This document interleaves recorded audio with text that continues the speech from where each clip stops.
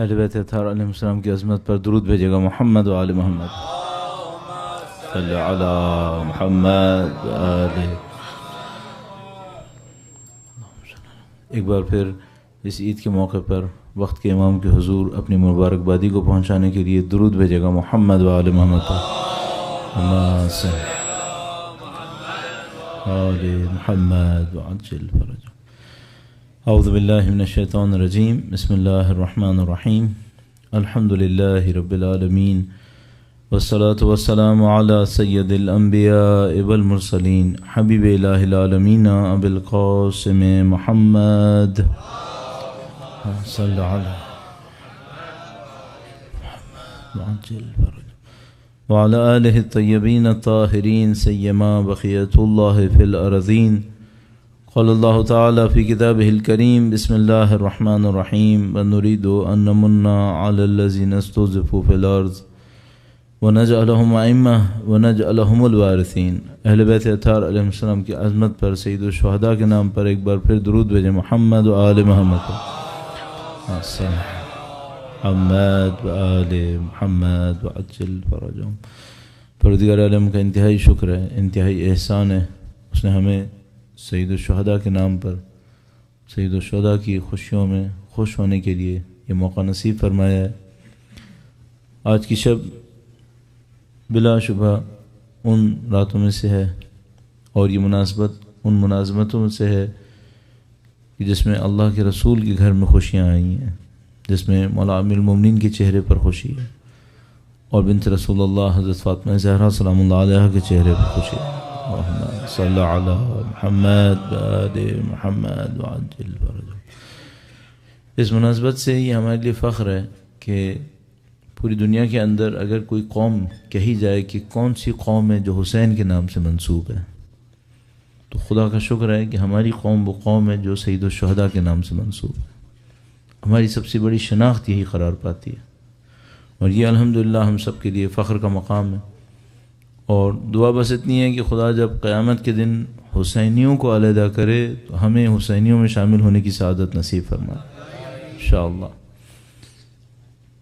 آج کی شب سے مناسبت سے کچھ پوائنٹس آپ کی خدمت میں عرض کرنے، اور میں جیسے کہ کل بھی عرض کر رہا تھا، ہمارے ساتھ مشکل یہ ہوتی ہے کہ ہم میلاد سے شروع کرتے ہیں اور مجلس پہ ختم کر دیتے ہیں.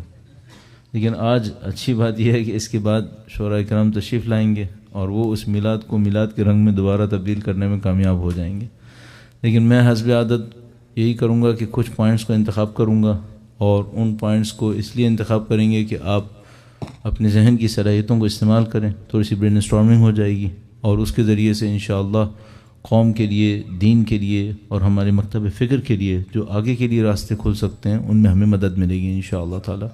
ایک بار پھر سید الشہداء کے نام پر درود بھیجے گا محمد و آل محمد پر صلی علی محمد و آل محمد وعجل فرجہم. اجمالاً اگر میں صرف کل کے نکات کو آپ کی خدمت میں دہراؤں اور اسپیشلی جو آخری پوائنٹ تھا اس کو دہراتے ہوئے آج کو کنٹینیو کریں، میں نے کل آپ کی خدمت میں عرض کیا تھا کہ کسی بھی قوم کے پاس دائمی ابدی فضیلت باقی نہیں رہے گی اگر وہ اس فضیلت کو اٹھا کے نہیں چلیں گے. اس کی جو بہت سمبولک ایگزامپل ہے وہ بنی اسرائیل ہے.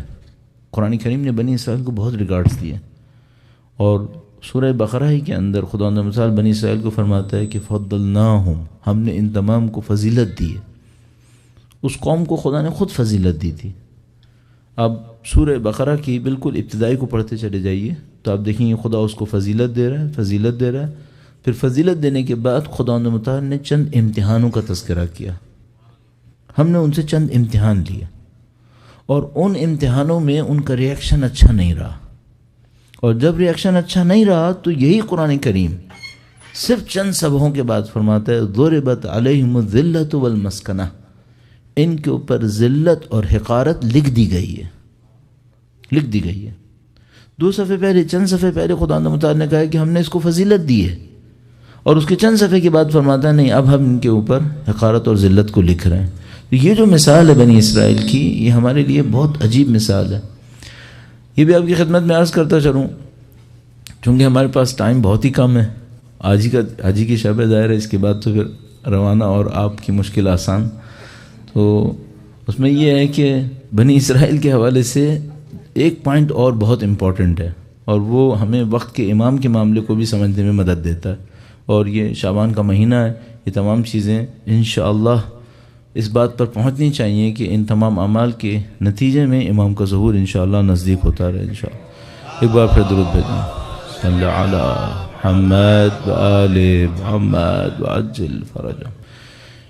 ایک تحقیقی پوائنٹ یہ ہے کہ بنی اسرائیل کا اتنا تذکرہ کیوں ہوا ہے قرآن کریم میں۔ میں اپنی گفتگو پہ واپس آؤں گا کہ ہم ایک فضیلت لے کے چلے ہیں، سید الشہداء کے نام کی فضیلت، اس کے اوپر کچھ کمنٹس ہیں ہمارے پاس۔ بیچ میں بنی اسرائیل کا تذکرہ آیا تو میں سوچا یہ پوائنٹ بھی آپ کی خدمت میں عرض کر دوں۔ شاید قرآن کریم کے اندر کسی قوم کا تذکرہ بنی اسرائیل سے زیادہ نہیں ہے، اور میں شاید کہہ رہا ہوں تو صرف احتیاط کی خاطر ہے، ورنہ آپ کو خدمت میں عرض کر رہا ہوں نہیں ہے۔ اور کسی نبی کا تذکرہ حضرت موسیٰ علیہ السلام سے زیادہ نہیں ہے۔ کیوں ایسا ہے؟ خدا متعال نے اتنی قوموں کے درمیان بنی اسرائیل ہی کا ذکر کیوں بار بار کیا، اور حضرت موسیٰ علیہ السلام ہی کا ذکر کیوں اتنا زیادہ ہے؟ تو ہمیں ایک بات سمجھ میں آتی ہے، اور اللہ کے رسول کی روایت سے اس کے اوپر صراحت ملتی ہے۔ اللہ کے رسول نے ایک روایت میں ارشاد فرمایا کہ جو کچھ بنی اسرائیل کے ساتھ ہوا ہے تمہارے ساتھ وہی ہوگا۔ یہاں تک کہ روایت میں فرمایا کہ اگر بنی اسرائیل ایک سوراخ سے بھی گزرے ہیں تم بھی اسی سوراخ سے گزرو گے۔ اچھا، اب اس کا مطلب کیا لیں؟ بنی اسرائیل اور ہماری جغرافیکل لوکیشن میں بہت فرق ہے۔ بنی اسرائیل فلسطین اور مصر کے درمیان موو کرتے رہے ہیں، آج سے 3000 سال پہلے تقریباً۔ حضرت موسیٰ علیہ السلام کا دور تقریباً مختلف روایات کے تحت 2800 سے 3200 سال کے درمیان بنے گا، اور ان کی موومنٹ جو ہوئی ہے وہ مصر اور فلسطین کے درمیان ہوئی ہے۔ اللہ کے رسول فرما رہے ہیں جو ان کے ساتھ ہوا ہے وہ تمہارے ساتھ ہوگا۔ سوراخ سے بھی گزرے ہیں تم بھی اس سوراخ سے گزرو گے۔ صحیح؟ اگر یہ روایت ہم قبول کر لیتے ہیں، اور ہمیں قبول کرنی پڑے گی، مستند روایت ہے، تب ہمیں سمجھ میں آتا ہے کیوں بنی اسرائیل کا تذکرہ اتنا زیادہ ہے، کیونکہ ان کے مقدر میں ہمارا فیوچر ریفلیکٹ ہو رہا ہے۔ ان کی کہانی ہماری کہانی ہے، ہمیں اس کو امپلیمنٹ کرنا پڑے گا تو ہمیں سمجھ میں آئے گا ہماری کہانی ان کی کہانی کیسے ہے۔ میں صرف ایک پوائنٹ آپ کی خدمت میں عرض کرتا ہوں، درود بھیجے گا محمد و آل محمد پر، صلی علی محمد و آل محمد وعجل فرج۔ میں بہت کوشش کر رہا ہوں کہ میں اس بحث میں آگے تک نہ جاؤں، لیکن پھر ایک پوائنٹ پھر مجھے گھسیٹ رہا ہے وہاں پر۔ یہ جو ہم غیبت سے گزر رہے ہیں یہ پہلی دفعہ ہوئی ہے یا ہسٹری میں پہلے بھی ہوئی ہے؟ ایک اور بہت امپورٹنٹ کویسچن ہے، غیبت کی کچھ رولز ہیں یا یہ ایکسیڈنٹل ہے؟ اگر غیبت پہلی دفعہ نہیں ہوئی ہے، پیچھے بھی ہوئی ہے، ان کا بھی تو کوئی رزلٹ نکلا ہوگا۔ ان کی غیبت کا رزلٹ کیا نکلا تھا؟ ان میں جو غیبت کے ٹرو فالوورز تھے اور صرف نام کے فالوورز تھے، ان کے امتحان کیسے ہوئے تھے؟ پھر غیبت سے پہلے کیا ہوا، غیبت کے دوران کیا ہوا، اور غیبت کے بعد کیا ہوا؟ یہ ہمیں اسٹڈی کر لینا چاہیے کہیں نہ کہیں۔ میں اور سمرائز بالکل کر کے عرض کروں، یہ غیبت پہلی دفعہ نہیں ہوئی ہے، اس سے پہلے بھی غیبتیں ہوئی ہیں، اس سے پہلے بھی قوموں کے اسی طرح امتحان لیے گئے۔ خدا نے مطابق قرآن کریم میں فرماتا ہے لن تجد لسنت اللہ تبدیلا ولن تجد لسنت اللہ تحویلا، تم اللہ کی سنتوں میں کوئی تبدیلی نہیں پاؤ گے۔ کہ ہم سنت سے ہٹ کر کوئی ایکسیپشن ہے کیا؟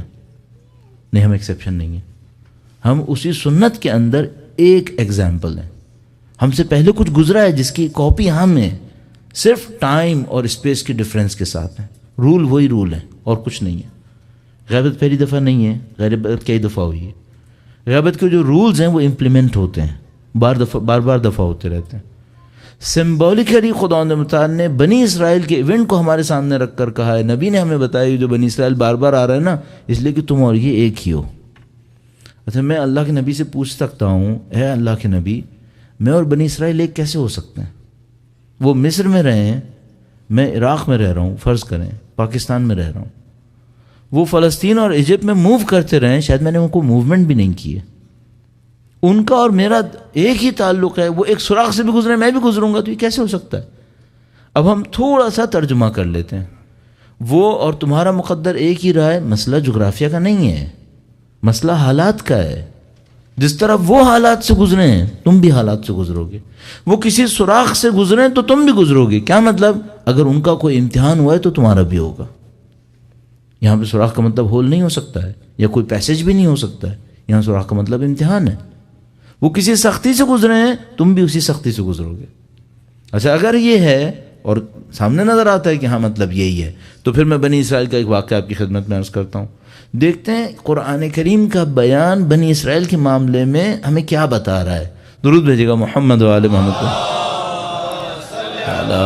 محمد و آل محمد وعجل فرجهم. اور یہ قرآن کریم کا ایک عجیب انداز ہے. قرآن کریم چند صفحے ہیں.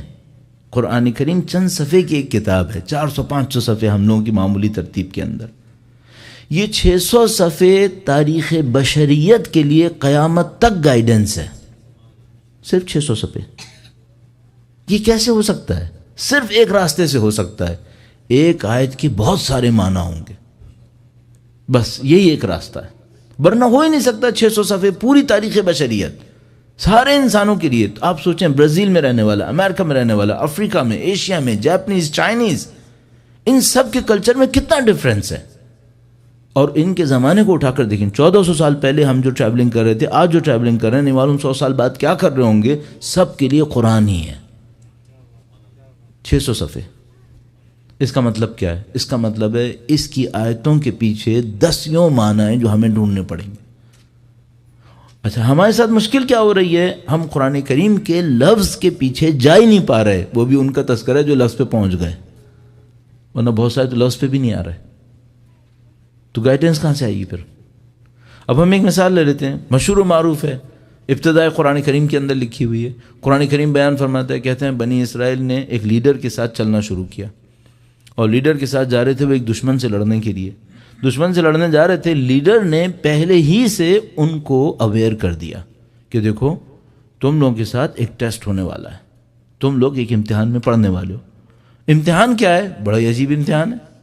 ایک گروپ زمین پہ چل رہا ہے، فرض کیجیے ہائکنگ کر رہا ہے، اور چلتے چلتے وہ بہت پیاسا ہو گیا ہے، اور اس کا گروپ لیڈر یہ کہتا ہے کہ دیکھو بھائی مجھے پتا ہے آگے ایک نہر آنے والی ہے، آگے پانی کی ایک نہر آنے والی ہے، اور میں تم سب کو بتا رہا ہوں اس سے پانی مت پینا، اس سے مت پینا. اور اگر تم نے ایک چلو پیا، ایک ہاتھ سے پیا، تھوڑا سا پیا، یہ چل جائے گا. زیادہ پی لیا تم نہیں بچو گے، مارے جاؤ گے سب. اور اگر تم نے زیادہ پانی پیا تو پھر تم دشمن سے نہیں لڑ سکو گے، تمہارا کام ختم ہو جائے گا. اور خدا متعال فرماتا ہے بنی اسرائیل کو ان کے لیڈر نے بتا دیا تھا کہ دیکھو یہ مصیبت آنے والی ہے. ٹھیک ہے، اچھا اب پیاسے بھی ہو اور پانی بھی ہے، لیکن پینا نہیں ہے، ایک گھونٹ سے زیادہ نہ پینا. الا من اغترف غرفتن، سوائے اس کے جو ایک چلو پیے. تھوڑا سا پی لے تو صحیح ہے، زیادہ پیے گا پھنس جائے گا. اور قوم نے بھر بھر کے پی لیا. جب قوم نے بھر بھر کے پی لیا تو جب ادھر پہنچے اور دشمن کے سامنے کھڑے ہوئے تو اپنے لیڈر سے کہا کہ ہم میں اس سے لڑنے کی طاقت نہیں ہے. اور لیڈر نے کہا میں تم کو پہلے ہی بتایا تھا پانی مت پینا. صحیح ہے، آپ نے واقعہ سن لیا. عجیب سا نہیں لگ رہا کچھ؟ اب اللہ کے نبی فرما رہے ہیں جو بنی اسرائیل کے ساتھ ہوا تھا نا تمہارے ساتھ بھی ہوگا. امپلیمنٹ کیسے ہوگا؟ یہ کون سی نہر سے ہم گزریں گے؟ کوئی ایسی نہر ہے جس کو پینے کی خواہش ہمارے اندر بہت شدید ہے. یعنی اگر پیاسا ہو اور پانی ہو تو کیسی ایک طلب ہوتی ہے، کتنی ایک ڈیمانڈ ہوتی ہے کہ مجھے پینا ہے پینا ہے پینا ہے ہر صورت میں. اور وہ فرما رہے ہیں ٹھیک ہے تمہارے اندر ڈیمانڈ ہے اور ہم ریئلائز کر رہے ہیں تمہارے اندر ڈیمانڈ ہے، لیکن پینا نہیں ہے. پینا تو بہت تھوڑا سا پینا. ٹھیک ہے، اگر زیادہ پی لیا تو تم مارے جاؤ گے. اس کو کیسے امپلیمنٹ کریں گے؟ ایک درود کے دوران ذرا اپنے دماغ پہ بوجھ دیجیے گا. درود بھیجے محمد و آل محمد محمد و آل محمد وعجل فرجهم. اگر چند دن ہوتے نا تو میں آج رات جواب نہ دیتا، لیکن میں اس مشکل میں پھنسا ہوا ہوں کہ ایک ہی رات ہے، اسی میں جواب دے کے جانا چاہیے، ورنہ پھر یہ جواب رہ جائے گا. اللہ کا نام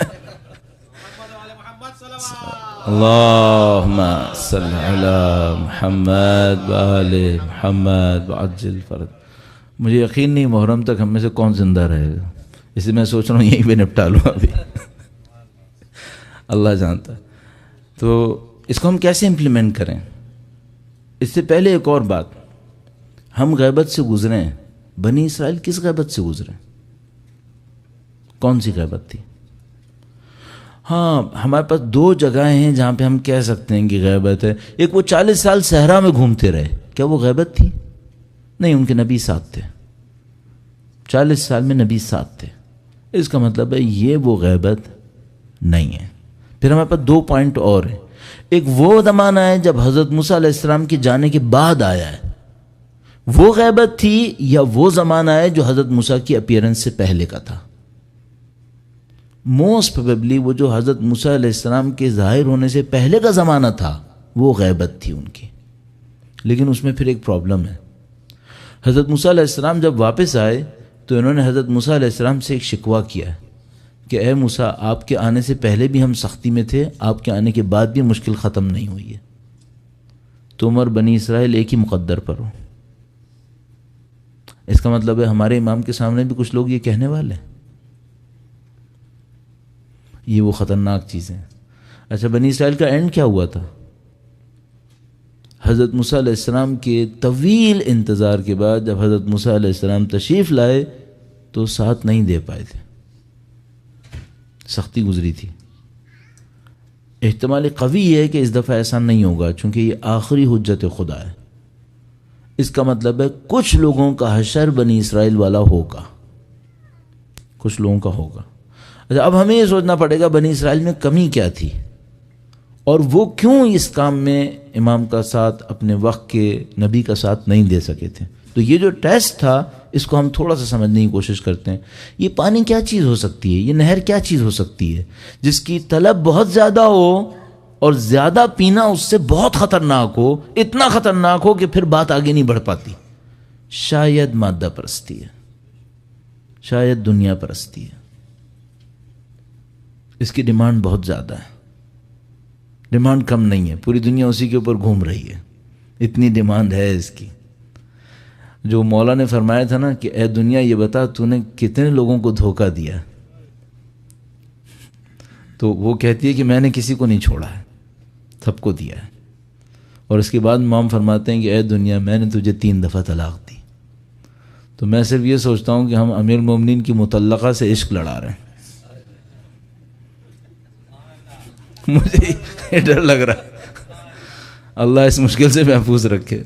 درود بھیجے گا محمد و آل محمد محمد و آل محمد۔ اس کا مطلب ہے ہم اس کو سمجھنے کی کوشش کرتے ہیں۔ اس کا مطلب یہ ہے کہ جو قوم غیبت سے گزرتی ہے، اگر اس قوم کے اندر مادہ پرستی ختم نہ ہو، دنیا پرستی ختم نہ ہو، وہ دشمن سے نہیں لڑ پاتی۔ جب دشمن سے نہیں لڑ پاتی تو بے بس ہو جاتی ہے، اور بے بس ہونے کے بعد اپنے لیڈر سے کہتی ہے ہم میں اس دشمن سے لڑنے کی طاقت نہیں ہے۔ یہاں سے ذلت شروع ہوتی ہے، یہاں سے ذلت شروع ہوتی ہے، نافرمانی سے ذلت شروع ہوتی ہے۔ آپ نے بالکل صحیح پوائنٹ آؤٹ کرنے کی کوشش کی تھی۔ غیبت کے میں 2 پوائنٹس بتا رہا تھا۔ ایک وہ پوائنٹ تھا جب حضرت موسیٰ علیہ السلام نہیں آئے تھے۔ اچھا، ایک اور پوائنٹ کون سا تھا؟ جب وہ 40 دن کے لیے کوہ طور پہ گئے تھے۔ صحیح، تو ہمیں غیبت کو جج کرنا پڑے گا، وہ والا تھا یا یہ والا تھا، کوئی بھی تھا، دونوں میں خطرناک پوائنٹس ہیں۔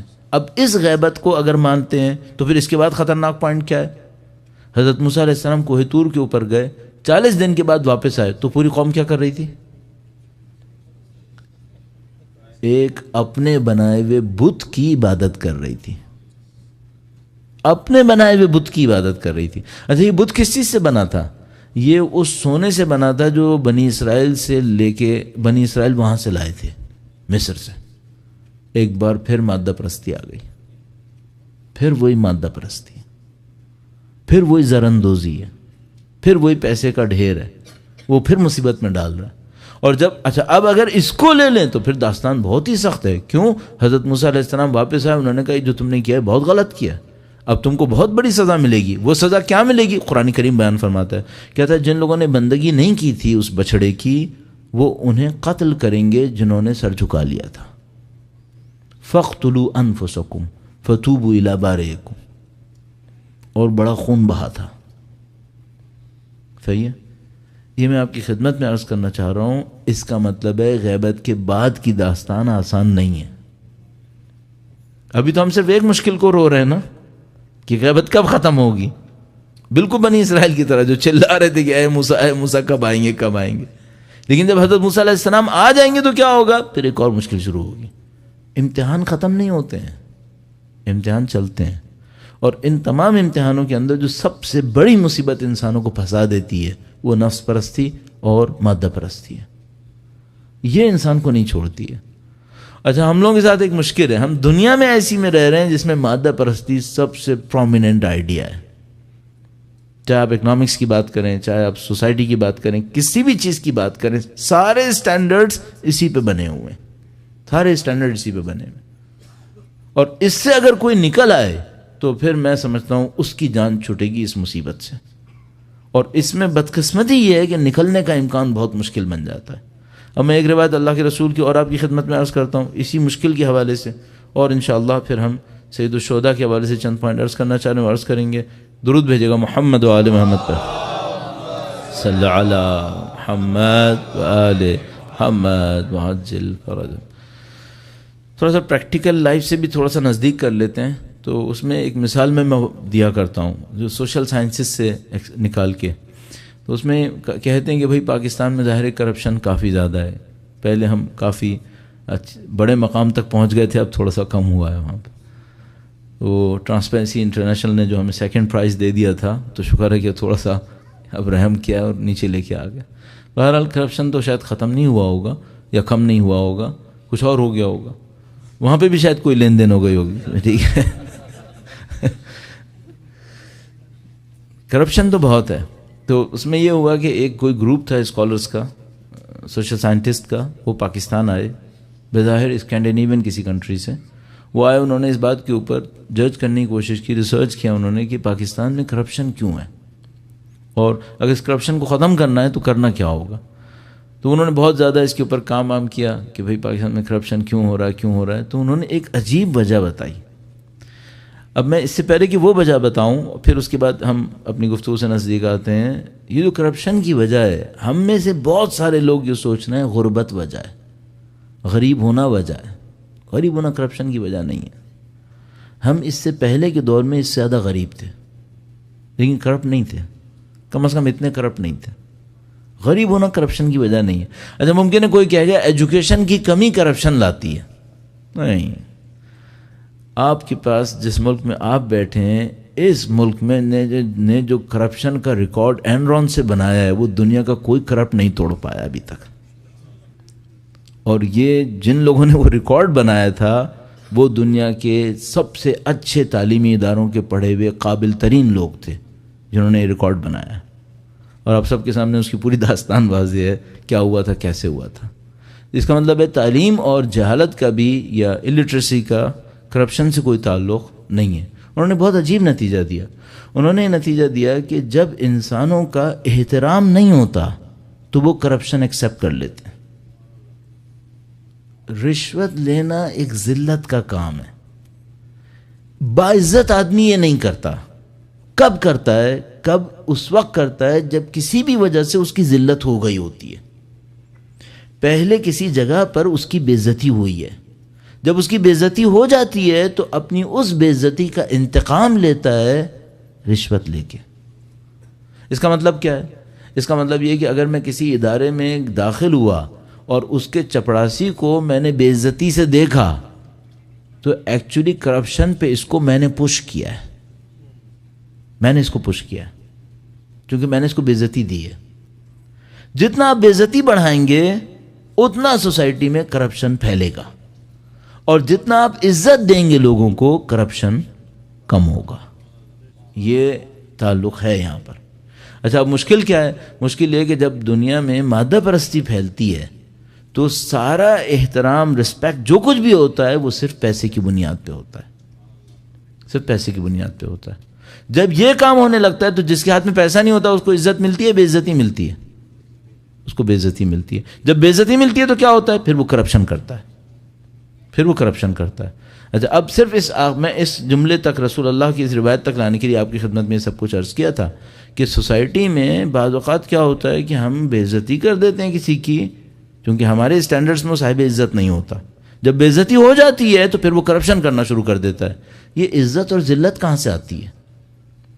یہ سب کیسے بنتا ہے؟ تو اللہ کے رسول کی روایت دیکھیے گا، درود بھیجے گا محمد و آل محمد صلی علی محمد و آل محمد. اللہ کے رسول ایک جگہ پہ تشریف فرما تھے، وہاں کچھ اصحاب اور بھی بیٹھے ہوئے تھے. اللہ کے رسول نے لوگوں کے سامنے کہا کہ اے لوگوں، تم پہ ایک ایسا وقت آئے گا جب تم اچھائی کا حکم نہیں دو گے اور برائی سے نہیں روکو گے. امر بالمعروف نہی عن المنکر واجب ہے، کہا تم یہ نہیں کرو گے. تو اصحاب رسول نے اللہ کے رسول سے کہا کہ اے اللہ کے رسول، ہم پہ اتنا برا وقت آئے گا جو خدا نے ہم پہ واجب قرار دیا ہم وہ نہیں کریں گے. اللہ کے رسول نے کہا یہ تو آئے گا، اس سے بھی برا بھی آئے گا. تو انہوں نے کہا اے اللہ کے رسول، وہ اور برا کیا آئے گا؟ یہ واجب ہم ترک کر دیں گے، یہ برا ہے، اس سے برا آئے گا. کہاں تم برائی کا حکم دو گے اور اچھائی سے روکو گے. کہا ایک وقت آئے گا جب تم برائی کا حکم دو گے اور اچھائی سے روکنا شروع کرو گے. تو وہ جو وہاں پہ بیٹھے وہ تڑپ اٹھے، کہنے گے اے اللہ کے رسول، ہم اتنے برے ہو جائیں گے؟ ہم برائی کا حکم دیں گے اور اچھائی سے روک لیں گے؟ فرمایا اس سے بھی برا آئے گا. کہا اس سے بھی برا وقت آئے گا. تو انہوں نے کہا وہ کیا برا وقت آئے گا؟ کہا یہ آئے گا کہ تم جو اچھا کام ہوگا اسے برا کہو گے، اور جو برا کام ہوگا اسے اچھا کہو گے. تو پھر جو امر بالمعروف کرے گا، وہ اچھائی کا حکم دے گا، تو در حقیقت کیا کر رہا ہوگا؟ وہ برائی کا حکم دے رہا ہوگا. یہ جو تیسرا لیول ہے، اس کو ہم کیا کہیں گے؟ اس کو ہم کہیں گے ویلیوز کا چینج ہو جانا. ویلیوز چینج ہو جاتی ہیں. جو ہم جس سوسائٹی سے گزر رہے ہیں یہاں ویلیوز چینج ہوئی ہوئی ہیں. ویلیوز کس طریقے سے چینج ہوئی ہوئی ہیں؟ ایک اور روایت آپ کی خدمت میں عرض کرتا ہوں. میں آپ کے اوپر اپنی کچھ آئیڈیاز کو تیزی سے پیش کر رہا ہوں. اگر میں کہیں اور یہ کام کرتا تو اس کو احتیاط سے کرتا، ایک ایک کے اوپر تھوڑا تھوڑا وقت لگا کے چلتا. لیکن میں کیا کر رہا ہوں کہ میں بنیادی باتیں جو بہت بیسکس ہیں وہ میں آپ کی خدمت میں تیزی سے بات کر رہا ہوں، تاکہ انشاءاللہ آپ کے ذہن میں یہ آئیڈیاز ڈیولپ ہونا شروع ہو جائیں کہ آپ نے کرنا کیا ہے. تو پھر ہم اس مشکل سے گزر پائیں گے جس کو ہم غیبت کا نام دے رہے ہیں. درود بھیجے گا محمد و آل محمد پر.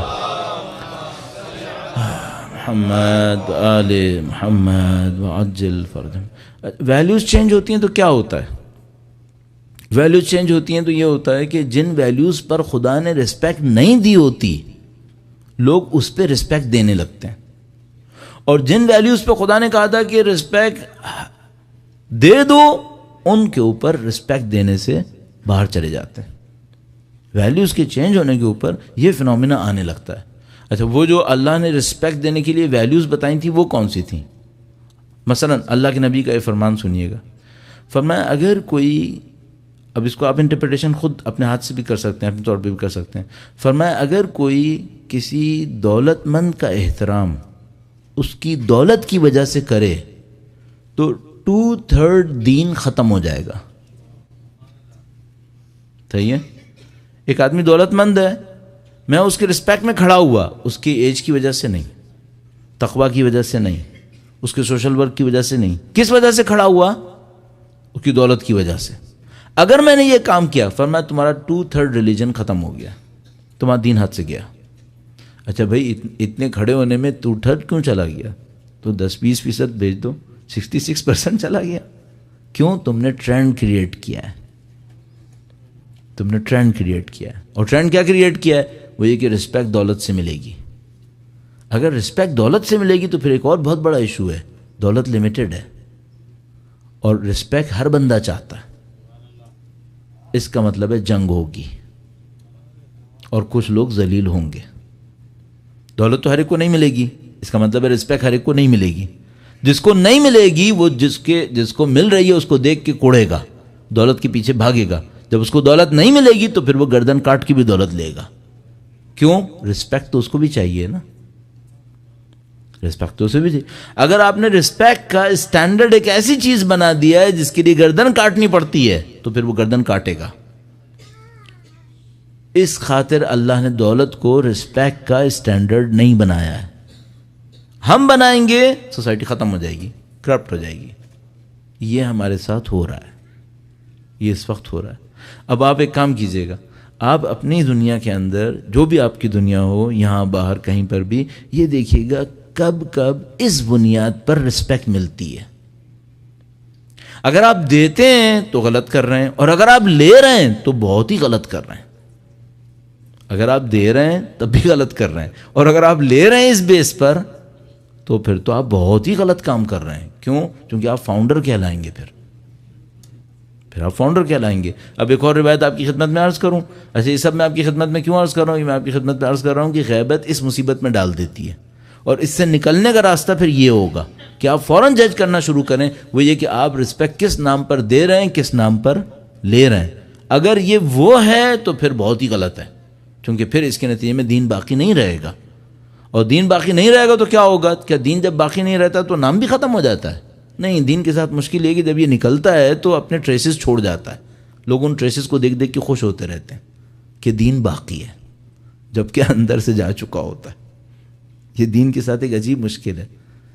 جو 3000 سال پہلے دین آیا تھا، جو اس کے 500 سال 800 سال بعد آبسلیٹ ہو گیا تھا، وہ ابھی بھی چل رہا ہے. جو 2000 سال پہلے دین آیا تھا، جو اس کے 600 سال کے بعد ختم ہو گیا تھا اللہ کے نزدیک، وہ ابھی بھی چل رہا ہے، جبکہ روح دونوں کی مٹی ہوئی ہے. یہ دین کے ساتھ ایک عجیب چیپٹر ہے. آپ کو ہمیں جج کرنا پڑے گا. اللہ کے رسول کی ایک اور روایت عرض کروں اور پھر اس بمبارڈمنٹ آف آئیڈیاز کو روکتے ہیں اور کسی ہلکے کام کی طرف جاتے ہیں. درود بھیجے گا محمد و آل محمد، صلی علی محمد و آل محمد وعجل فرج. اللہ کے رسول نے ایک روایت دی ہے، کہا کتنا اچھا ہے کہ کوئی دولت مند کسی غریب کے سامنے اپنی دولت کی نمائش مت کرے. کہا کتنا اچھا ہے یہ کہ کوئی دولت مند کسی غریب کے سامنے اپنی دولت کی نمائش مت کرے. اس کے بعد کہا اس سے بھی اچھا یہ ہے کہ کوئی غریب ہو اور کسی دولت مند کے سامنے اپنی عزت کو محفوظ رکھے. کہا یہ اس سے بھی اچھا ہے. صحیح. اس کو بالکل میں جتنا کوشش کر رہا ہوں نا اپنے دل کو مطمئن کروں کہ اتنا کافی ہے، اس پہ زیادہ نہیں بولنا چاہیے. میرا دل کہہ رہا نہیں، اس کے اوپر اور بولنا چاہیے، کیونکہ یہ غیبت کی مشکل ہے. غیبت کی مشکل یہاں پھنسی ہوئی ہے، اور اس مشکل کی وجہ سے دین نکل رہا ہے، دین ہاتھ سے نکل رہا ہے. ہمارے اسٹینڈرڈز صحیح نہیں ہیں. اب میں اسٹینڈرڈز کی کریکشن کے لیے سید الشہداء کی چونکہ ولادت کی شب ہے، اس کی مناسبت سے سید الشہداء کا ایک واقعہ عرض کرتا ہوں. درود بھیجے گا محمد و آل محمد. یہ واقعات بہت امپورٹنٹ ہوتے ہیں. اچھا، جو میں نے آپ کی خدمت میں اتنی تیزی سے عرض کیا، یہ تقریباً سارا کا سارا آپ کی میموری سے نکل جائے گا. یہ تقریباً پروفڈ ایک ریالٹی ہے کہ آپ اگر آپ 50 منٹس ایک لیکچر سنتے ہیں تو اس لیکچر کے ختم ہونے کے 20 منٹس کے بعد 80% دماغ سے نکل جاتا ہے. تو یہ مجھے معلوم ہے کہ جو کچھ آپ نے سنا ہے نا، یہ باہر نکلنے کے 20 منٹس کے بعد 80% ختم ہو جائے گا. تو جو میں نے آپ کو سنایا یہ کیا ہے؟ آپ کے ذہن میں کچھ ویگ سے ایک آئیڈیا رہ جائے گا. ٹھیک ہے. واقعات ہمیں مدد یہ دیتے ہیں کہ اس جو ایک ذرا مبہم سا ایک آئیڈیا رہ جاتا ہے اس کو تھوڑا اسٹرینتھ دے دیتے ہیں، کیونکہ واقعہ یاد رکھنا نسبتاً آسان ہوتا ہے. تو یہ سب آپ نے سنا. اس کی داستان کیا تھی میں اس کو بالکل سمرائز کر دیتا ہوں. بنی اسرائیل سب سے زیادہ ذکر ہوا ہے. ہم اور بنی اسرائیل ایک ہی مقدر پر ہیں. وہ بھی غیبت سے گئے، ہم بھی غیبت سے گئے. ان کی غیبت دو جگہ پاسبل ہے، حضرت موسیٰ علیہ السلام کے آنے سے پہلے، یا وہ جو 40 دن کوہ طور کے اوپر گئے تھے. مشکل ساری یہ ہے کہ اگر وہ غیبت ہو تب بھی قوم بنی اسرائیل نے ان پہ اعتراض کیا تھا. یہ غیبت ہو تو اور سخت، کیونکہ قوم بنی اسرائیل بچھڑے کی عبادت میں پھنس گئی تھی، اور دونوں کے بعد پنشمنٹ ہوئی ہے. دونوں کے بعد پنشمنٹ ہوئی ہے. پھر میں نے آپ کی خدمت میں اس کے ساتھ ساتھ عرض کیا تھا نہر پہ پہنچو تو پانی نہ پینا. اور پھر اس پہ بات ہوئی کہ یہ نہر کیا ہو سکتی ہے. ہم نے کہا یہ مادہ پرستی ہو سکتی ہے، یہ دنیا پرستی ہو سکتی ہے. پھر دنیا پرستی کے اوپر کمنٹس کیے کہ یہ ایکچولی جو پرابلم کرتی ہے وہ یہ ویلیوز کو چینج کر دیتی ہے. اسی کی وجہ سے کرپشن بھی آتا ہے، اسی کی وجہ سے انسیکیورٹی بھی آتی ہے. اور یہ جو ویلیوز چینج کرتی ہے اس کا تھوڑا سا پکچر آپ کے سامنے بتائی. اب ویلیوز کیا ہونی چاہیے سید الشہداء کی اس واقعے میں ہم دیکھنے کی کوشش کرتے ہیں. بہت نفیس واقعہ ہے. میں جب اس کو سناتا ہوں بڑا مزہ آتا ہے مجھے سنانے میں، اور ظاہر بہت سارے دوستوں نے اس کو پہلے سے سنا ہوا ہوگا، لیکن ہم تبرکاً سید الشہداء کی چونکہ ولادت کی شب ہے اور یہ مبارک شب ہے، ان کے نام سے برکت حاصل کرتے ہیں کہ خدا انشاءاللہ ہمیں ان کے راستے پہ چلنے کی سعادت نصیب فرمائے انشاءاللہ. ایک بار پھر درود بھیجے گا محمد و آل محمد پر. محمد وعجل. اس واقعے میں اہل بیت کی پسندیدہ ویلیوز ریفلیکٹ ہو رہی ہیں. اچھا، اس واقعے کو سنانے کا مقصد یہ ہوگا کہ ہم اس میں ڈھونڈیں ہم کہاں فٹ ہو رہے ہیں. ہم لوگ کہاں فٹ ہو رہے ہیں. ایک دوست نے بہت اچھی بات کہی کل، وہ کہہ رہے تھے، انہوں نے مجھ سے کہا کہ یہ جو مجلس میں اور سینٹر کے اندر ہے دنیا، یہ کچھ اور ہے، باہر کچھ اور ہے. کہنے کہ یہ میچ نہیں کر رہی ہے. ہم یہاں سنتے ہیں باتیں، یہ کچھ اور ہے، اور باہر نکلتے ہیں دنیا کچھ اور. اگر وہ یہ کہہ رہے ہیں نا، اور صدقے دل سے کہہ رہے تھے، مجھے اندازہ ہے صدقے دل سے کہہ رہے تھے، سچے دل سے کہہ رہے ہیں، اس کا مطلب ہے ہم صحیح دین نہیں لے رہے. اگر دین زندوں کے کام نہیں آئے گا نا تو پھر مردوں کے کام بھی نہیں آئے گا. ہمارا دین زندوں کے کام آنا چاہیے، زندوں کی زندگی پہ اثر پڑنا چاہیے. یہ کیا ہو رہا ہے کہ دین مردوں کے کام آئے گا صرف؟ اگر زندوں کے کام نہیں آ رہا، اگر وہ یہ کہہ رہا ہے نا کہ میں یہاں سینٹر میں دین لیتا ہوں، یہ کچھ اور ہے، باہر نکلتا ہوں کچھ اور ہے، یہ دین وہاں امپلیمنٹ نہیں ہو رہا ہے، اس کا مطلب ہے یہ وہ دین نہیں ہے جو اصل دین ہے. ورنہ دین زندوں کے کام آنا چاہیے تھا. میں اگر آپ کو کوئی بات کہوں جس کو آپ باہر نکل کے عمل نہ کر سکیں تو میں نے پھر کس کے لیے کیا یہ؟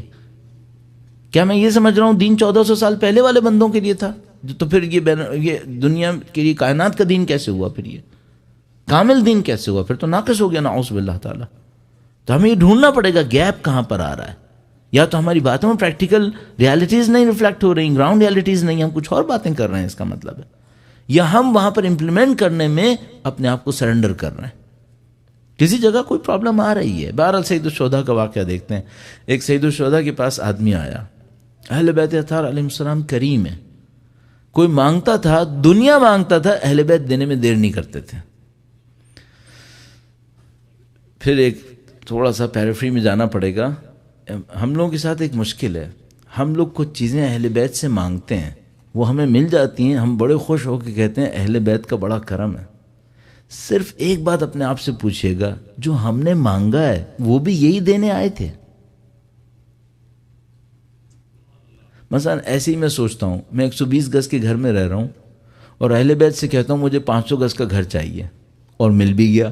جب گھر مل گیا، میں نے اچھی سی مجلس کروائی، نظر کروائی، اور لوگوں کو اعلان کیا کہ دیکھو میں نے گھر اہل بیت سے مانگا تھا، وہ مل گیا. وہ آئے تھے دنیا میں لوگوں کے گھر 120 سے 500 گز کرنے کے لیے، دنیا دینے آئے تھے. وہ کیا دینے آئے تھے؟ وہ مانگا یا نہیں مانگا؟ ہمیں یہ دیکھنا پڑے گا وہ کیا دینے آئے تھے. ویسے تو جو بھی مانگو ان کا در ہے، مانگنے کی جگہ ہے، اچھی جگہ ہے، اللہ نے ان کو در کو رکھا ہے کہ ہم مانگ لیں. دنیا بھی مانگنی تو وہی در اچھا ہے، لیکن ہمیں یہ دیکھنا پڑے گا وہ کیا دینے کے لیے آئے تھے اور وہ کیا دینا چاہتے تھے.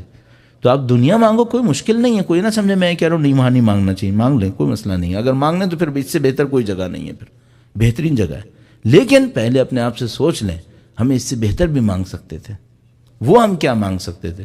تو ایک بندہ آیا، اچھا وہ دنیا دینے میں دیر نہیں کرتے، بلکہ میں ایک اور بات بھی عرض کرتا چلوں، وہ دنیا دشمنوں کو بھی بہت دیری سے دے دیتے تھے، کوئی مشکل نہیں تھی، دنیا میں کوئی مسئلہ نہیں تھا. اب یہ بندہ جو ہے نا یہ ایکسیپشنل ہے، اس کے اندر کوئی خاص بات ہے. ایک بندہ آیا سید الشہداء کے پاس، ایک آدمی آیا، اس نے کہا کہ مولا میری کچھ مدد کریں. اچھا معمولاً جو ٹرینڈ ہے اہل بیت کا، اگر کوئی کہے ہماری مدد کریں، اس زمانے میں، بس یہ ذرا سا اس میں ایک حاشیہ اور لگاؤں، اس زمانے بھکاری نہیں ہوتے تھے، اس زمانے بھکاری نہیں ہوتے تھے. عرب کے اندر رسم یہ تھی، عرب کو اپنی ناک کی بہت بڑی پرواہ ہوتی تھی. آپ کو پتہ ہے چھوٹی چھوٹی بات کے اوپر لڑتا تھا، 40 سال لڑ لیتا تھا، تو وہ بڑی اس کے اوپر مسائل کھڑی کرتا تھا. کافی حد تک آج کا جیسا تھا، ٹھیک ہے کافی حد تک آج کا جیسا تھا. تو اس میں یہ تھا کہ اس کا یہ بڑا ایشو تھا، تو وہ مانگنے میں بہت مصیبت تھی، اس کو مانگتا نہیں تھا. اور قدیم زمانے میں، جاہلیت کے زمانے میں بھی رسم یہ تھی کہ اگر کسی کے پاس پیسے ختم ہو جاتے تھے کھانے کے لیے تو وہ صحرا میں جاتا تھا، کالے کلر کا، بلیک کلر کا ایک ٹینٹ لگاتا تھا تاکہ وہ ہیٹ اور ایبزارو کرے اور اس کو گرم کر دے. اندر اپنے بیوی بچوں کو لے کے بیٹھ جاتا تھا، خودکشی کر لیتا تھا. مانگتا نہیں تھا، مانگتے نہیں تھے لوگ، بہت سخت تھے. اچھا اس عرب میں اگر کوئی کسی سے مانگنے آ گیا تو یہ سمجھنے اس نے اپنی ساری عزت آپ کی جھولی میں ڈال دی. تو اہل بیت کہتے تھے اگر کوئی مانگنے آ گیا نا فوراً دے دو، پوچھو ہی نہیں کہ تمہیں چاہیے نہیں چاہیے، اگر مانگ رہا ہے دے دو. اس زمانے کی کلچر کی بات ہے، کیونکہ اس زمانے بھکاری نہیں ہوتے تھے، مانگتا کوئی نہیں تھا. اگر کوئی مانگتا تھا تو یہ سمجھ لو یہ قبر میں اترنے والا ہے، ورنہ نہیں مانگے گا. تو اس وقت اہل بیت نے کہا اگر تم سے کوئی مانگتا ہے فوراً دے دو اس کو، تو اس کے اوپر بہت زیادہ اصرار کرتے تھے کہ اگر کوئی مانگ رہا ہے دے دو، بلکہ ہمارے پاس یہاں تک موجود ہے کہ کسی کو دیتے وقت اس کا ہاتھ چوم لیتے تھے. کسی کو دیا، اس نے لیا، اس کا ہاتھ چوم لیا. تو اس نے کہا کہ مولا آپ نے میرا ہاتھ کیوں چوما؟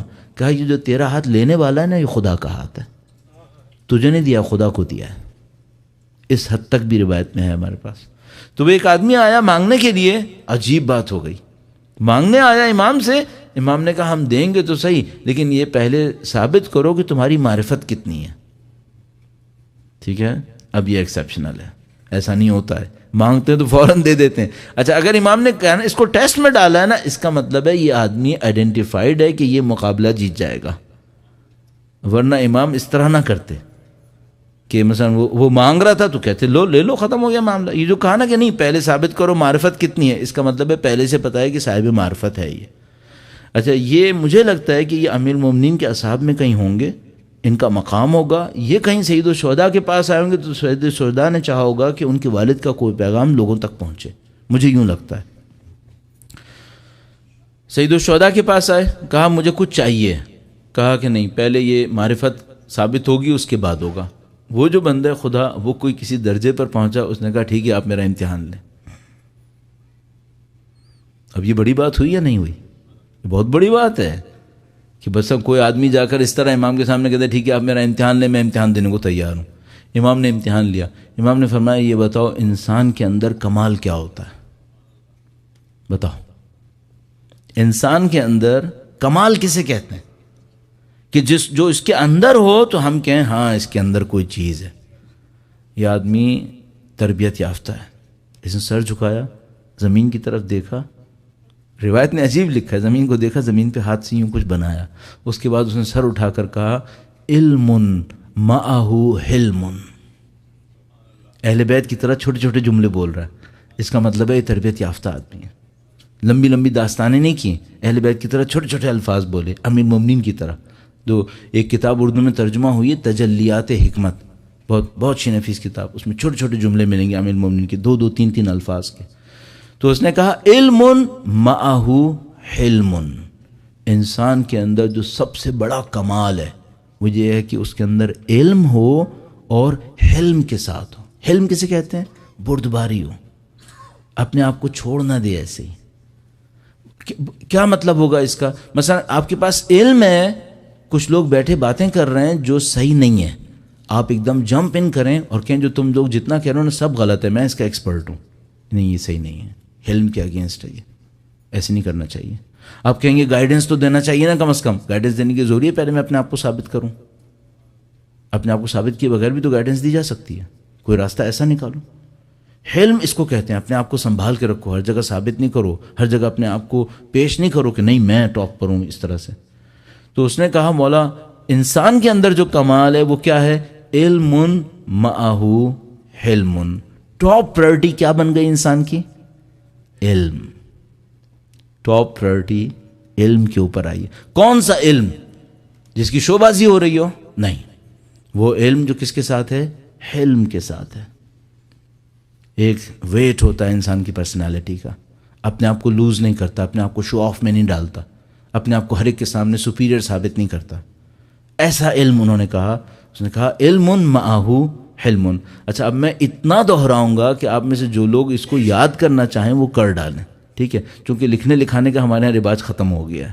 ٹھیک ہے، تو اب اسے میموری رہ گئی ہے، یا کمپیوٹر میں کسی کے پاس رہتا ہے، موبائل پہ لکھ لیتے ہیں جو کچھ بھی. لیکن بہرحال جو کچھ بھی میں کوشش یہ کروں گا اتنا ریپیٹ کر لوں کہ آپ میں سے جو یاد کرنا چاہے یاد کر لے. اور یہ عربی ایسی ہے جو اردو کی طرح ہے، تو اس کو یاد کرنا مشکل بھی نہیں ہے. علم معہ حلم. درود بھیجے گا محمد و آل محمد پر. محمد و آل محمد عجل فرج. کام ختم نہیں ہوا ہے، کام ختم نہیں ہوا. سید الشہداء نے کہا کہ یہ تمہارا جواب صحیح ہے. اچھا یہ بتاؤ اگر یہ نہ ہو تو کیا ہو؟ مجھے اس روایت کی بیوٹی یہ نظر آتی ہے کہ امام نے لیولز میں سوال کیا. تو مجھے مثلا اگر میرے اندر علم معہ حلم نہیں ہے تو امام نے یہ نہیں کہا باقی سب ختم ہو گیا، نہیں ابھی میرا چانس باقی ہے، میرا چانس باقی ہے. ٹھیک ہے، تو امام نے کہا اس نے کہا علم معہ حلم. امام نے کہا جواب صحیح ہے، انسان کے اندر کمال یہی کمال ہے علم ہونا چاہیے اور حلم ہونا چاہیے. اس کا مطلب ہے علم اور اخلاق، یہ ٹاپ پرائرٹی ہے ہماری، یہ آپ کی اور میری لائف کی ٹاپ پرائرٹی ہے. امام نے فرمایا اچھا یہ بتاؤ اگر یہ نہ ہو تو کیا ہو؟ وہ آدمی بھی ہم لوگوں کی بچکانہ اصطلاح میں چیمپئن ٹائپ کا آدمی ہے، کوئی بہت پائے کا آدمی ہے جسے کہتے ہیں. اس نے سر جھکایا، دوبارہ زمین پہ ہاتھ پھیرا، سوچا، سوچنے کے بعد اس نے سر اٹھایا اور درود بھیجے گا محمد وآل محمد، اللہم صلی علی محمد وآل محمد. کہنے لگا مال معہ مروہ، ایسا مال ہو جس کے ساتھ آنکھوں میں شرم ہو، ایسا مال ہو جس کے ساتھ آنکھوں میں شرم ہو. اس کا مطلب کیا ہے؟ اس کا مطلب ہے علم کے ساتھ جو بلا آتی ہے وہ شو آف کی آتی ہے، اور مال کے ساتھ جو بلا آتی ہے وہ کیا آتی ہے؟ وہ بے شرمی آتی ہے. بے شرمی کسے کہتے ہیں اور شرم کسے کہتے ہیں؟ ایک دفعہ یہ ہوتا ہے مثلا میں پھٹے ہوئے کپڑے پہنا ہوا ہوں، میرا کپڑا کہیں سے خراب ہوا ہے تو مجھے شرم آ رہی ہے لوگوں سے، تو میں کہتا ہوں مجھے اچھے کپڑے پہننا چاہیے. یہ شرم نہیں ہے. میں کسی کو پھٹا ہوا پہنے دیکھوں اور شرماؤں، یہ شرم ہے. یہ شرم ہے. شرم یہ نہیں ہے کہ میرے پاس کم ہے تو میں شرما رہا ہوں، شرم یہ ہے کہ میرے پاس مال ہے اس کے پاس نہیں ہے، اب مجھے شرم آ رہی ہے. یہ شرم ہے. ایک واقعہ عرض کرتا ہوں آپ کی خدمت میں. ایک مرجع تقلید کے پاس ایک شاگرد تھے، ان کو ایک دفعہ بلایا. اچھا یہ شاگرد ایک امیر باپ کے بیٹے تھے، ان کو بلایا ایک دفعہ عراق میں مرجع تقلید کے کو بلایا، خوب ڈانٹا، کہا تم کیسے ہو، تم ایسے ہو، تم ویسے ہو. اس نے کہا کہ آغا صاحب مجھے کچھ سمجھ میں نہیں آ رہا کہ یہ کیوں ایسا ہوا، یعنی کیا ہوا گیا میرے ساتھ. کہا تمہارے ہمسائے میں ایک آدمی بیٹھا تھا، غریب تھا، فقیر تھا، بیچارہ بھوکا بیٹھا تھا اور تم نے کچھ نہیں کیا. کہنے آغا صاحب، اس نے سن لی ساری باتیں، کہنے آغا صاحب اس نے مجھے نہیں بتایا. کہا اگر بتایا ہوتا اور تم نے کیا ہوتا تو کافر ہوتے تم.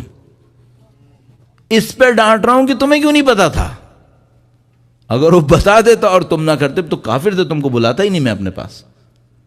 آپ سمجھ رہے ہیں اسٹینڈرڈز کیا ہیں. کہا دوسری چیز کیا ہے؟ اچھا ان تمام باتوں کے پیچھے وہ تمام چیزیں باقی ہیں کہ اگر کسی کی مانگنے کی عادت ہے ہم اس کی بات نہیں کر رہے ہیں، ہم ان کی بات کر رہے ہیں جو صاحبان عزت ہیں. صحیح. انہوں نے کہا، امام نے جواب میں، امام نے کیا کہا تھا کہ اگر یہ نہ ہو علم معہ حلم تو کیا ہو؟ تو اس نے سر جھکا کے کہا تھا مال معہ مروہ، ایسا مال ہو جس کے ساتھ آنکھوں میں شرم ہو. امام مسکرائے. میں نے کہا تم نے جواب صحیح دیا، تم نے جواب صحیح دیا. اس کے بعد کہا اچھا یہ بتاؤ اگر یہ بھی نہ ہو تو کیا ہو؟ ٹھیک ہے، یہ بھی نہ ہو تو کیا ہو؟ پہلا اسٹینڈرڈ کیا تھا؟ علم معہ حلم. دوسرا تھا مال معہ مروہ. تیسری بات، اس نے پھر سر جھکایا، تھوڑا سوچا، اس کے بعد سر اٹھا کے کہنے لگا فقر معہ صبر. فقیر ہو لیکن صابر ہو. یہ تین اسٹینڈرڈز ہیں. علم معہ حلم، مال معہ مروہ، فقر معہ صبر. امام مسکرائے، انہوں نے کہا بالکل صحیح کہا. اچھا اگر یہ بھی نہ ہو؟ وہ جو عرب تھا اس نے سر اٹھایا، کہنے کا مولا اگر اس کے اندر یہ بھی نہیں ہے نا تو اس کو آگ جلا دے، اس میں کچھ نہیں ہے. پھر امام نے کہا یہ بھی صحیح کہا تم نے، ٹھیک ہے اگر یہ بھی نہیں ہے تو فضول انسان ہے، اس کو آگ ہی جلا دے، پھر کوئی فائدہ نہیں ہے اس کے وجود کا. ٹھیک ہے، یہ بڑی خطرناک بات ہے آخری والی، کہ اگر کسی میں یہ بھی نہیں ہے تو پھر اس کا مطلب ہے اس کے وجود کا کوئی فائدہ ہی نہیں ہے. اللہ کو پھر ایسا وجود پسند نہیں ہے. اچھا یہاں تک آ گئے. عید کو میں نے بقرعید کر دیا نا بالآخر. صرف ایک بات دیکھنی پڑے گی، ہم میں کون سی چیز ہے؟ علم معہ حلم، مال معہ مروہ، فقر معہ صبر. عزیزان محترم، کسی نام سے کانٹیکٹ لینا، کسی نام سے عزت لینا یہ آسان ہے. اس نام کے ساتھ رابطے کو محفوظ کرنا بہت مشکل کام ہے. میں اپنی مثال آپ کی خدمت میں عرض کروں. میں طالب علم ہوں. آپ نے ہمیں کیوں رسپیکٹ دی ہے؟ اس کانٹیکٹ کی وجہ سے نا، کہ ہمارا علم اہل بیت سے کوئی رابطہ بنا ہوا. صحیح ہے. یہ رابطے پر عزت لینا یہ آسان ہے، اس رابطے کی عزت کی حفاظت کرنا بہت مشکل ہے. یہ مشکل کام ہے، یہ جان دینے کا کام ہے. پھر آپ کسی کے نام سے عزت لے لیں، یہ مشکل نہیں ہے. عزت تو خود ہی مل جاتی ہے. بھئی ہم یہاں پہ کھڑے ہوئے اہل بیت کے نام پر آ گئے کہ بھئی اہل بیت کے مکتب کے شاگرد ہیں، تو خود بخود عزت مل گئی. آپ نے مولانا کہہ کے عزت کر دی. آپ عزت دیں مجھے برا لگے گا؟ نہیں. آپ مجھے عزت دینا مجھے کیا برا لگے گا؟ مجھے تو بہت اچھا لگے گا، مجھے عزت مل رہی ہے. لیکن سوال یہ کہ اس عزت کو نبھانا کیسا ہے؟ یہ بہت مشکل ہے، یہ آسان نہیں ہے. ایکسپیکٹیشنز بڑھ جاتی ہیں. اب آپ سے میں عرض کروں گا، آپ کو امام حسین کے نام پہ عزت مل رہی ہے؟ نبھانا آسان ہے. اس کو نبھایا یا نہیں نبھایا، یہ کوشچن ہے. یہ کوشچن ہے اصلی. امام کے نام پہ عزت لینا یہ کوئی مشکل کام نہیں ہے. امام کے نام پہ عزت سب کو ملتی ہے، ہر غریب کو ملتی ہے، ہر فقیر کو ملتی ہے. لیکن اس عزت کو نبھانا، تم حسینی ہو نا، تو آپ حسینی بنو، پھر حسینی کام کرو. پھر حسینی کہلانا چاہ رہے تھے نا. ہم کیا کہلانا چاہ رہے تھے؟ ہم چاہ رہے تھے ہمیں نام ملے شیعہ علی. تو مل گیا نا، علی کے شیعہ مل گیا. اب یہ بتاؤ شیعہ کا علی ہوتا کیسے؟ بن کے دکھاؤ. پھر ان کے نام پہ عزت لیا تھا نا. جب ان کے نام پر آپ نے کریڈیبلٹی لی تھی، اعتبار لیا تھا، تو بڑے خوش ہوئے تھے.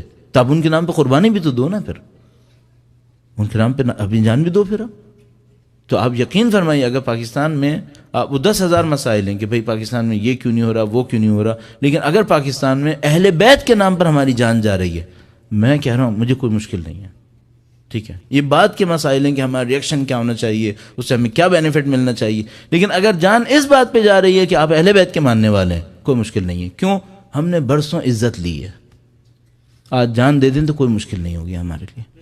عزت بھی تو لی تھی، عزت احترام بھی تو کمایا تھا پھر اس کے اوپر. تو ابھی جان دینے میں کیوں مشکل جا رہی ہے؟ پھر اگر 1400 سال عزت ملی تھی تو ابھی چند 100 سال مشکل بھی جھیل لو. پھر اس میں کیا مشکل ہے؟ پھر اب کیوں آواز نکال رہے ہیں کہ یہ کیا ہو گیا، یہ کیا ہو؟ کچھ نہیں ہوا ہے. ایک نام کی خاطر کوئی سزا مل رہی ہے، اس میں کون سی برائی ہے؟ کوئی نام، ہم نے کوئی غلط نام پہ تو ہمیں سزا نہیں مل رہی نا، اچھے نام پہ سزا مل رہی ہے. تو اس میں کیا مشکل ہے؟ البتہ یہ ہے کہ کہنا آسان ہے، انسان کے لیے کرنا مشکل ہوتا ہے. کہنا تو آسان ہے ظاہر. تو اعزان محترم، ہم نے سید الشہداء کے نام پہ عزت لی ہے، ہمیں سید الشہداء کے نام پہ احترام ملا ہے. اس سید الشہداء کے نام پہ جو عزت و احترام ہے، اس کی قیمت بھی ہے. وہ قیمت بھی دینی ہوتی ہے. اس کی پہلی قیمت جو دینی ہوتی ہے اپنے اخلاق سے دینی ہوتی ہے.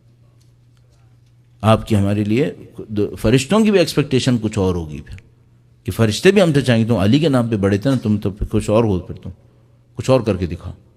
اب آپ یہ تصور کرو کہ دنیا کے سارے انعامات تو ہمیں امام حسین کے نام پہ ملیں، اور ان کے نام پہ کوئی سختی میں نہیں اٹھانا چاہوں، کسی قید میں نہیں پڑھنا چاہوں، کوئی پابندی میں نہ لینا چاہوں. تو پھر یہ کیسی محبت ایک طرف کی ہے؟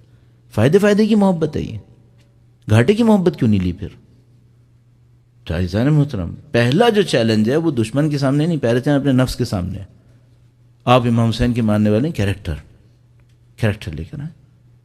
کل آپ کو دیکھے کوئی تو وہ کہے کہ ہاں یہ حسینی لوگ ہیں، دیکھو امام حسین کا کریکٹر ان کے اندر ریفلیکٹ ہو رہا ہے. اسی طریقے سے قربانیاں دینی پڑتی ہیں، مصیبتوں سے گزرنا پڑتا ہے. دنیا کی کوئی قوم عزت و احترام، کوئی قوم اللہ کے نام پر عزت کبھی بغیر قربانیوں کے نہیں لے سکے گی. ہر قوم کو قربانی دینی پڑتی ہے، اور ان قربانیوں کے پیچھے پھر عزت ملتی ہے. آپ اور اس بات سے مت گھبرائیں. آپ یہ جو عراق کی قوم ہے، آپ اس کو دیکھ رہے ہیں، اس نے 30 سال صدام کو دور برداشت کیا. اور اسی طرح ایرانیوں کو دیکھ رہے ہیں، انہوں نے بہت مصیبتیں اٹھائی ہیں. 8 سال جو جنگ چلی تھی وہ آپ کے سامنے ہے کس طریقے سے ہوا تھا. کتنے جنازے ہر روز آتے تھے. لبنان کو دیکھ لو، انہوں نے بڑی مصیبتیں اٹھائیں، اس کے بعد آپ صاحبان عزت بنے ابھی. تو آپ اس بات کو ہمیشہ ذہن میں رکھیے گا کہ آپ سید الشہداء کے نام پر کچھ عزتیں لے چکے ہیں، اور خاص کر جن کا تعلق نسل سادات سے ہے. کم عزتیں ملی ہیں کیا؟ کم عزتیں ملی ہیں؟ اسی بر صغیر کے اندر کتنی جاگیریں صرف ایک بات پہ ملی ہیں، سید ہیں، صرف اس بات کے اوپر ملی ہیں. الحمدللہ رب العالمین. خود سادات میں سے اس لیے میں عرض کرنے کی جسارت کر رہا ہوں. ابھی تک ایسا ہے، ابھی تک واللہ ابھی تک ایسا ہے. میں آپ کو واقعہ سناتا ہوں. بلوچستان کے اندر ایک جگہ جا رہا تھا, ایک مدرسے کو وزٹ کیا تھا. جس گاڑی میں آیا تھا وہ گاڑی آگے چلی گئی تھی, اس میں کچھ کام ہونا تھا. تو ہم لوگ مدرسے سے جلدی فارغ ہو گئے, گاڑی نہیں تھی. تو ہم جو ایک دو بلوچ دوست ساتھ تھے, ایک ہم تھے, ایک اور سید بھی تھے, اور دو بلوچ تھے. تو وہ جناب علی, ہم لوگ 4 آدمی ساتھ تھے. تو ہم لوگ باہر آئے اور انہوں نے کہا کہ ہم لوگ رکتے ہیں تاکہ گاڑی آ جائے. میں نے کہا بھائی اس میں رکنے کی کیا ضرورت ہے, جو یہاں سے وہاں سے ڈاٹسن گاڑیاں چلتی تھیں جن کے پیچھے کھلا ہوا ہوتا ہے نا, اس میں وہ شیڈ وغیرہ لگا لیتے ہیں, نیچے سیٹس لگا لیتے ہیں, اس میں بیٹھتے ہیں. میں نے کہا یہ ڈاٹسن گزر رہی ہیں, ہم ان میں بیٹھ کے چلے جائیں گے. تو اس نے کہا کہ مولانا صاحب یہ جو ہیں وہ بھری بھری ہوں گی, اس میں اندر بیٹھنے کی جگہ نہیں ہوگی, آپ کو پائیدان پہ لٹک کے جانا پڑے گا. میں نے کہا یار ہم نے بہت بسوں میں سفر کیا ہے کراچی میں, ہم 7 8 سال تک بسوں میں گھومے, روزانہ 3 گھنٹے بیٹھتے تھے, ہمیں پریکٹس ہے, ہم پکڑ کے کھڑے ہو جاتے ہیں. کہنے لگا چلیں ٹھیک ہے. میں نے کہا ہاں بھی ٹھیک ہے, کھڑے ہو جاتے ہیں. اچھا ہم کھڑے ہو گئے. اچھا ہم تو کھڑے ہو گئے, ہمارے سادات سید بھائی جو تھے وہ بھی ہمارے ساتھ کھڑے ہو گئے. یہ دونوں بلوچ کے بڑے قبیلے کے تھے, وہاں پہ قبیلوں کا بڑا احترام ہوتا ہے, تو وہ بھی کھڑا ہو گیا. اب اس کے دل میں جناب علی وہ کڑھن جو ہے وہ ہو رہی ہے کہ بھئی یہ سادات لوگ جو ہیں وہ ایسے کھڑے ہیں. تو اس نے یوں کر کے اندر ڈالا, سر ڈالا, اور ان سے بغیر کوئی ڈاکومنٹ پروف کچھ نہیں, اس نے صرف ایک جملہ کہا, یہ لوگ سادات ہیں. ہم دونوں کی طرف اشارہ کر کے کہا یہ دونوں سادات ہیں. عزیزان محترم, خدا شاہد ہے, خدا شاہد ہے, میں نے اپنی آنکھوں سے دیکھا ہے. جتنے لوگ مرد عورت بچے جتنے لوگ سیٹ پہ بیٹھے تھے نا, کھٹ سے زمین پہ گر گئے, فوراً گاڑی کے فرش پہ بیٹھ گئے. پوری سیٹیں یوں خالی دونوں طرف سے, زمین کے اوپر بیٹھ گئے. کہا آپ بیٹھے. اللہ اکبر, میں تو شرم سے مر گیا. میں نے کہا یار یہ, میں اس بلوچ کو ڈانٹا. میں نے کہا تم کو کس نے کہا تھا, یہ تم نے کیا کر دیا, کہاں پھنسوا دیا ہم لوگوں کو. میں نے ان سے کہا, میں نے کہا دیکھیے ہمیں کوئی ایشو نہیں ہے, مشکل نہیں ہے, آپ پلیز بیٹھ جائیں. اگین دوبارہ میں کہہ رہا ہوں, میں ممبر پہ بیٹھا ہوں عزیزان محترم, میں نے خود اپنی کانوں سے سنا ہے. سب نے مل کر ایک جملہ کہا. اچھا سب مل کر پہلے سے طے کے تو نہیں کر کے نہیں بول سکتے نا, اس کا مطلب ہے کلچر کا حصہ ہے. سب نے مل کر ایک جملہ کہا, کیا؟ کائنات آپ کے لیے بنی ہے, کائنات آپ کے لیے بنی ہے. پچھلی نسل کی باتیں نہیں کر رہا ہوں, اپنی بات کر رہا ہوں, ہمارے دور کی بات کر رہا ہوں. کہا کائنات آپ کے لیے بنی ہے. اب میں ان کو کیا بولتا, ہاتھ جوڑ کے میں نے معافی مانگی. میں نے کہا بھائی اللہ کا واسطہ معاف کر دو, اتنی عزت مت دو, تم نے دیا, تمہیں اللہ خوش رکھے, تو مولا جزا دیں. اتنی عزت کما لی نا, اب ذمہ داری کچھ نہیں ہے. اب میرے گھر میں بھی دین پامال ہو تو خدا مجھ سے نہیں پوچھے گا کہ تم کو اتنی عزت دلا دی تھی, ابھی کم پڑ رہا تھا کیا؟ عزیزان محترم, ہم امام حسین کے نام پہ مشہور ہو گئے, ہم امیر المومنین کے نام پہ مشہور ہو گئے. اس پرچم کو گرنے مت دیجیے گا, اس پرچم کو لے کے چلنا ہے. اگر اس میں چند خواہشات سے لڑنا پڑے تو لڑ لیں, اس میں چند دشمنوں کے سامنے لڑنا پڑے تو لڑ لیں. یہ پرچم بڑا پرچم ہے, اس کی عزت ہے, اس کا ایک احترام ہونا چاہیے. انشاءاللہ خدا متعال ہم سب کو حسینی بننے کو اور بننے کو ثابت کرنے کی صلاحیت نصیب فرمائے انشاءاللہ. پروردگار سے دعا کرتے ہیں, پاک پروردگار یہ شب عید ہے, تجھے اس عیدی کا واسطہ ہمیں سید الشہداء کے نام پر زندہ رہنے کی طاقت نصیب فرما, ان کے نام پہ ہمیں متصل رہنے کی طاقت نصیب فرما, اس پرچم حسین کو دنیا کے کونے کونے تک پہنچانے کی طاقت نصیب فرما. اے پاک پروردگار, شب عید ہے, جو لوگ مشکلات میں ہیں, اور 10 قسم کی مشکلات لوگوں کی زندگیوں کے اندر ہو سکتی ہیں, کوئی اولاد کی طرف سے پریشانی, کسی کے اور کی طرف سے پریشانی ہے, خدایا سید الشہداء کے در رحمت کا واسطہ ہے, پاک پروردگار ان تمام مشکلات کو برطرف فرما. اور جو لوگ مرحومین ہیں, خدایا سید الشہداء کے نام کا واسطہ ان کے تمام گناہان صغیرہ و کبیرہ کی مغفرت فرما. اے پاک پروردگار, تجھے واسطہ اس عید کے شب کا ہے, پاک پروردگار سید و سردار مولا اور آقا امام آخر الزماں کے ظہور میں تعجیل فرما. ہمیں ہماری اولادوں کو ان کے جانثاروں میں قرار فرما, ہماری زندگیوں کا اختتام ان کی نصرت کی راہ میں شہادت قرار فرما. ربنا تقبل منا انک انت السمیع العلیم بجاہ محمد و آلہ الطاہرین. اب